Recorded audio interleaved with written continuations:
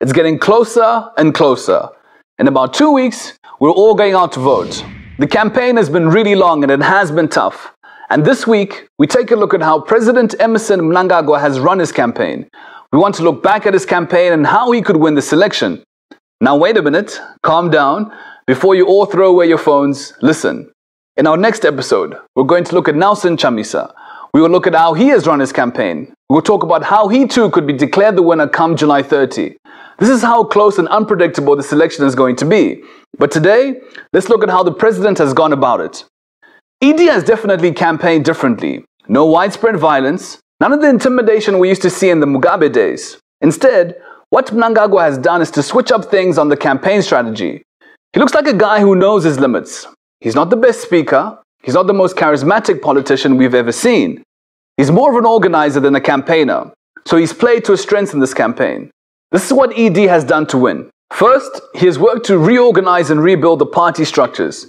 Remember before November, ZANU-PF had dismantled its district coordinating committees, the DCCs. These committees used to organize the party at the grassroots.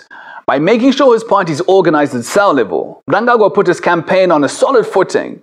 When you have structures in every ward around the country, it means you have someone campaigning for you everywhere. So you don't have to do too many rallies. As a result, ZANU-PF has fielded candidates in every single ward.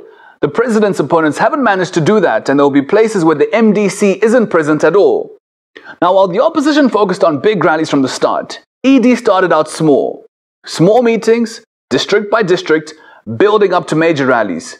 He set up cells that match every polling station. ZANU-PF made sure that members are registered to vote. On election day, they're going to all go out to make sure that every single supporter comes out to vote. And despite what the law says, ZANU-PF is still organizing traditional leaders behind the ED and his candidates on the down low. Now, if you know how most rural areas work, this is a big play. These guys run communities. They command respect. So ED did not just focus on gaining new votes, it was also about retaining the old ones. ZANU-PF has been working overtime to make sure ZANU voters stay ZANU voters. The war vets, the Chimbwidos, and all the other groups were mobilized. But Mnangagwa has done more. Here's another thing he's done. He's also sold himself as the stability candidate. He's positioned himself as a statesman.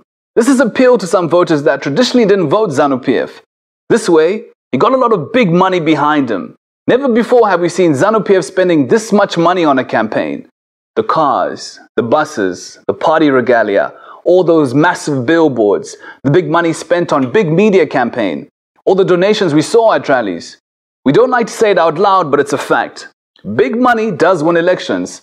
This happens everywhere in the world. As an incumbent, ED has the advantage over his rivals. He has access to state resources, so he can fly from one rally to the next. And for the first time, we saw ZANU-PF going to campaign to voters they never used to really care about. The Muslim community, the colored community, the Asian community, even white farmers. But while trying to recruit all these new voters, ED made sure he kept the ZANU-PF base strong. 3 times a year he attended apostolic church meetings. He's not crazy, he knows the numbers. This is the biggest religion in the country. 32%. That's the number of households in Zimbabwe that are part of this faith. These are guys that vote in blocks, and anyone who wants to win has to talk to them. ED made sure that farmers never forgot about command agriculture. It's his claim to fame. For the first time in years, GMB this year paid farmers quickly. By the end of the season, GMB had paid 95% of the farmers that delivered grain to its depots. Long back, farmers would go for a season or more without being paid. That's 36 million into the pockets of maize farmers. There's been a lot of problems for President Mnangagwa too in this campaign. The explosion in Blawayo, the primaries, the economy. He has been on an aggressive re-engagement drive, bringing Zimbabwe out of isolation, charming international investors with his pitch. Zimbabwe is open for business. The question is, has he done enough to make sure that all of this talk of billions and re-engagement makes sense to vote in Mandarwin or Gwanda? He'll be confident that he's done enough work.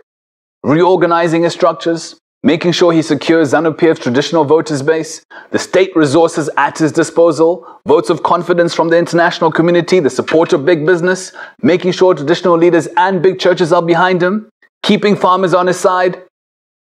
In 2 weeks, he may get what he has always wanted, his own mandate as President of the Republic of Zimbabwe.